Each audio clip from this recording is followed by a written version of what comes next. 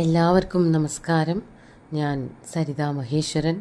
ഇന്ന് ശ്രീമദ് വാൽമീകി രാമായണത്തിൻ്റെ ബാലകാണ്ഡത്തിലെ 54-ാമത്തെ സർഗത്തിൽ അവസാനത്തെ ശ്ലോകങ്ങൾ 19 മുതൽ 23 വരെയുള്ള ശ്ലോകങ്ങളാണ് നമ്മൾ പഠിക്കുന്നത്. കഴിഞ്ഞ ദിവസം പറഞ്ഞു നിർത്തിയത് വിശ്വാമിത്രനും വസിഷ്ഠരും തമ്മിലുള്ളതായ ഏറ്റുമുട്ടൽ.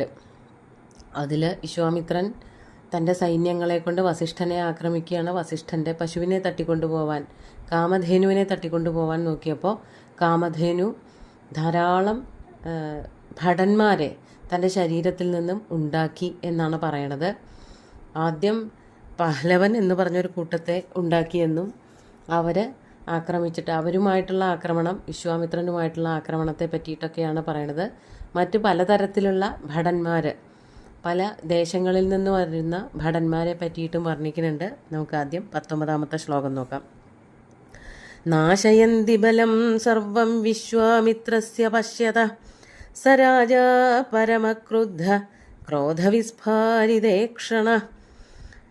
അങ്ങനെ ആ കാമധേനുവിൻ്റെ ഇച്ഛയിൽ നിന്നും ജനിച്ചവരായിട്ടുള്ള ഭടന്മാർ, പഹ്ലവന്മാർ, അവരെല്ലാവരും കൂടി എന്ത് ചെയ്തു? വിശ്വാമിത്രസ്യ പശ്യത, വിശ്വാമിത്രൻ കാണെ തന്നെ, വിശ്വാമിത്രൻ്റെ കൺമുമ്പിൽ വെച്ചു തന്നെ സർവം ബലം നാശയന്തി, അവരെല്ലാവരും കൂടി ചേർന്ന് ഈ പഹ്ലവന്മാരെല്ലാവരും വിശ്വാമിത്രൻ്റെ സൈന്യത്തെ മുഴുവനും നശിപ്പിച്ചു.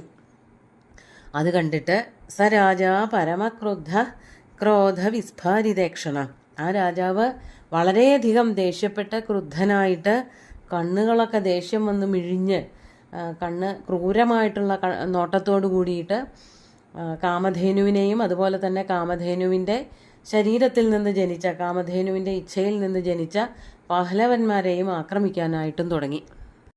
അതാണ് 20-ാമത്തെ ശ്ലോകത്തിൽ പറയണത്. അങ്ങനെ ക്രോധത്തോടു കൂടി അവരെ നോക്കിക്കൊണ്ട് എന്തു ചെയ്തു? 20-ാമത്തെ ശ്ലോകം നോക്കാം. പഹ്ലവാൻ നാശയാമാസ ശസ്ത്രൈരുച്ചാവചൈരപി വിശ്വാമിത്രാർദിതാൻ ദൃഷ്ട്വാ പഹ്ലവാൻ ശതശസ്തദാ. തൻ്റെ കയ്യിലുള്ളതായ, തൻ്റെ മാത്രമല്ല തൻ്റെ സൈന്യങ്ങളുടെ കയ്യിലുള്ളതായ പലതരത്തിലുള്ള ആയുധങ്ങളെ കൊണ്ട്, ശസ്ത്രൈഹി ഉച്ചാവചൈഹി, നല്ല വലിപ്പമുള്ള ആയുധങ്ങൾ, ചെറിയ ആയുധങ്ങൾ, കഠാര പോലെയുള്ളതുണ്ടാവും, വലിയ വാള്, കുന്തം, അമ്പ്, വില്ല്, ഗദ തുടങ്ങിയിട്ടുള്ള ഏതൊക്കെ തരത്തിലുള്ള ആയുധങ്ങൾ അന്നത്തെ കാലത്ത് ഉപയോഗിച്ചിരുന്നോ യുദ്ധത്തിന്, അതൊക്കെ കൊണ്ടാണ് ഇവരും വിശ്വാമിത്രൻ്റെ സൈന്യവും യുദ്ധത്തിന് ഇറങ്ങിയിരിക്കുന്നത്. അപ്പോൾ ആ ആയുധങ്ങളെ കൊണ്ടൊക്കെ ഉച്ചാവചൈഹി ശസ്ത്രൈഹി പഹ്ലവാൻ നാശയാമാസ, അങ്ങനെ വിശ്വാമിത്രൻ പഹ്ലവന്മാരെ നശിപ്പിക്കുകയും ചെയ്തു. ദേഷ്യത്തോടു കൂടി വന്ന് ആക്രമിച്ചിട്ട് ഈ പഹ്ലവന്മാരെ മുഴുവനും ഇല്ലാതെയാക്കി. വിശ്വാമിത്ര അർദിതാൻ ദൃഷ്ട്വാ പഹ്ലവാൻ ശതശസ്തദ. അതടുത്ത ശ്ലോകം, അടുത്ത വരിയും കൂടി ചേർത്താലേ അതിൻ്റെ അർത്ഥം പറയാൻ പറ്റുള്ളൂ. ഭൂയയേവാസൃജത് ഘോരാച്ഛകാൻ യവനമിശ്രിതാൻ തൈരാസീത് സംവൃതാ ഭൂമി ശകൈർയവനമിശ്രിതൈഹി. അങ്ങനെ വിശ്വാമിത്രനാൽ മർദ്ദിച്ച് ഇല്ലായ്മ ചെയ്യപ്പെട്ടവരായ 100 കണക്കിന് പഹ്ലവന്മാർ, അല്ലെങ്കിൽ അത്രയും ആക്രമിക്കപ്പെട്ട പഹ്ലവന്മാരെ കണ്ടതോടു കൂടിയിട്ട് വീണ്ടും ആ കാമധേനു എന്ത് ചെയ്തു? ഭൂയ ഏവ അസൃജത്, വീണ്ടും സൃഷ്ടിച്ചു. ആരെയൊക്കെ സൃഷ്ടിച്ചു എന്ന് പറയാണ്? ഘോരാൻ ഛകാൻ യവനമിശ്രിതാൻ, യവനമിശ്രിതന്മാരായിട്ടുള്ള ശകന്മാർ, അതായത് യവനന്മാരെയും ശകന്മാരെയും ഒക്കെ ഓരോ നാടുകളിലുള്ളതായ സൈന്യങ്ങളാണ്. അവരെ മുഴുവനും വീണ്ടും കാമധേനു സൃഷ്ടിച്ചു. പഹ്ലവന്മാരെ ഇല്ലായ്മ ചെയ്തു എന്ന് കണ്ടപ്പോൾ മറ്റു കുറേ സൈന്യങ്ങളെ ഉണ്ടാക്കി. അങ്ങനെ തൈരാസീത് സംവൃതാ ഭൂമി ശകൈർ യവനമിശ്രിതൈഹി, ശകന്മാരെ കൊണ്ടും യവനന്മാരെ കൊണ്ടും, യവനമിശ്രിതന്മാരെന്നാണ് പറയണത്, അവരെ കൊണ്ടൊക്കെ ആ ഭൂപ്രദേശം മുഴുവനും നിറഞ്ഞു. സൈന്യങ്ങളെ കൊണ്ട് എല്ലായിടവും നിറഞ്ഞു. തൻ്റെ ശരീരത്തിൽ നിന്നും ഉത്പാദിപ്പിക്കപ്പെട്ട സൈന്യങ്ങൾ, വിശ്വാമിത്രൻ്റെ സൈന്യം, ഇതുകൊണ്ടൊക്കെ തന്നെ ആ പ്രദേശം മുഴുവനും കാമധേനു സൃഷ്ടിച്ച സൈന്യവും വിശ്വാമിത്രൻ്റെ സൈന്യവും കൊണ്ട് ആ പ്രദേശം മുഴുവനും നിറഞ്ഞു. എന്നിട്ട് 22-ാമത്തെ ശ്ലോകം നോക്കാം. പ്രഭാവദ്ഭിർമഹാവീര്യൈർഹേമകിഞ്ചൽക്കസന്നിഭൈഃ തീക്ഷ്ണാസി പട്ടിശധരൈർഹേമവർണ്ണാംബരാവൃതൈ. 23-ാമത്തെയും കൂടി നോക്കാം. അതിൽ 3 വരികളുണ്ട്.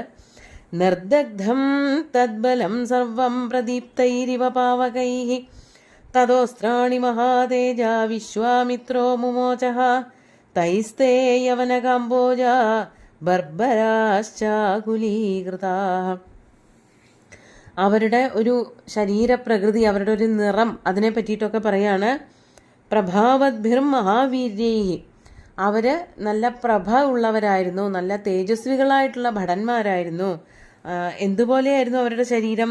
അതാണ് ഹേമ കിഞ്ചൽക്ക സന്നിഭൈഹി, സ്വർണവർണ്ണമുള്ള ഹേമ കിഞ്ചൽക്കം, അതായത് ഒരു തരം സ്വർണ്ണ നിറമുള്ളതായിട്ടുള്ള പൂക്കൾ, അല്ലെങ്കിൽ ഈ ചെമ്പരത്തിപ്പൂവോ താമരപ്പൂവിൻ്റെയൊക്കെ ഉള്ളിലുള്ളതായ കിഞ്ചൽക്കങ്ങൾ, പൂമ്പൊടിയൊക്കെ ഉള്ളതായ ചെറിയ ചെറിയ ഇതളുകളുള്ള ഭാഗം, അതിൻ്റെ വർണ്ണത്തോടു കൂടിയവരായിരുന്നു ഈ യവനമിശ്രിതന്മാരും ശകന്മാരും ഒക്കെ.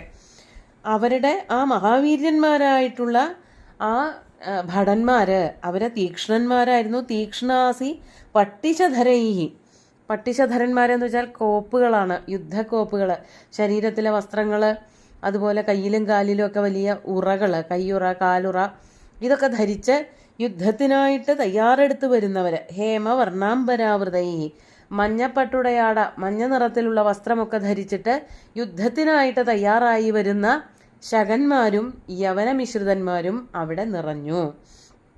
എന്നിട്ടോ നിർദഗ്ധം തദ്ബലം സർവം പ്രദീപ്തൈരിവ പാവകൈഃ, ഇവരുടെ ശക്തമായിട്ടുള്ള ആക്രമണത്തില് നിർദഗ്ധം തദ്ബലം സർവം, വിശ്വാമിത്രന്റെ സകല സൈന്യങ്ങളും സകല ബലങ്ങളും പ്രദീപ്തൈഹി പാവകൈഹി ഇവ നിർദഗ്ധം, അവർ മുഴുവനും ഇല്ലാതെയായിപ്പോയി.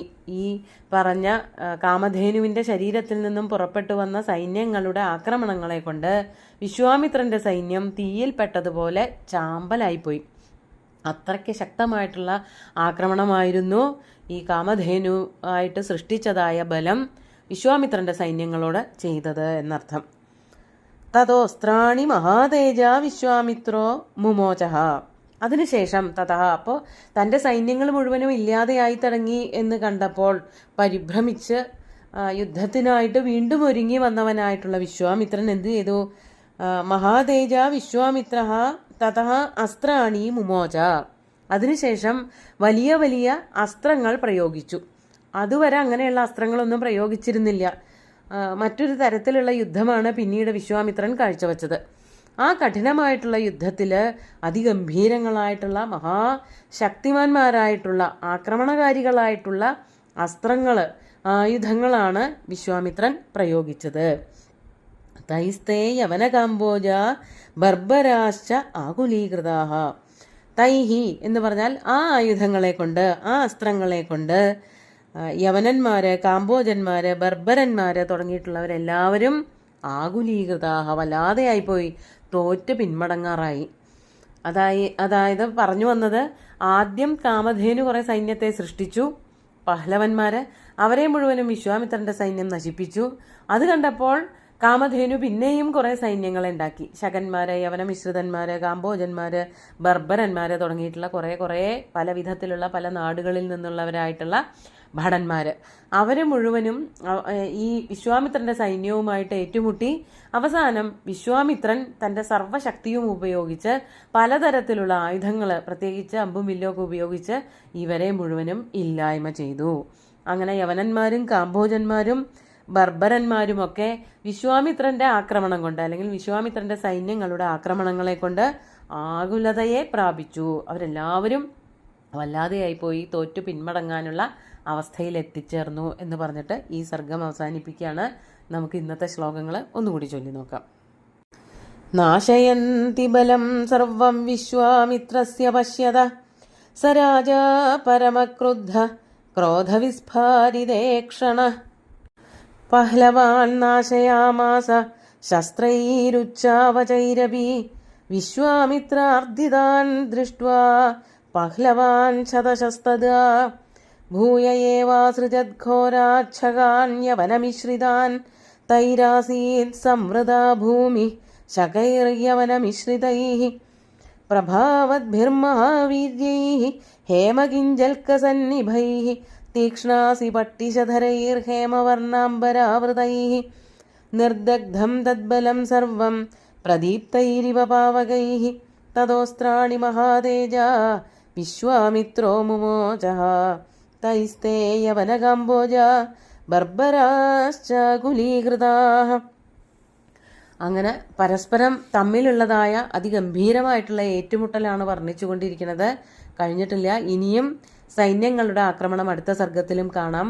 സുന്ദരമായിട്ടുള്ള ശ്ലോകങ്ങൾ ഭഗവാൻ ശ്രീരാമചന്ദ്രൻ്റെ കാൽക്കൽ അർപ്പിച്ചുകൊണ്ട് ഗുരുവായൂരപ്പനെ സാഷ്ടാംഗം നമസ്കരിച്ചുകൊണ്ട് എല്ലാവർക്കും ശുഭദിനം നേർന്ന് നിർത്തട്ടെ. നന്ദി.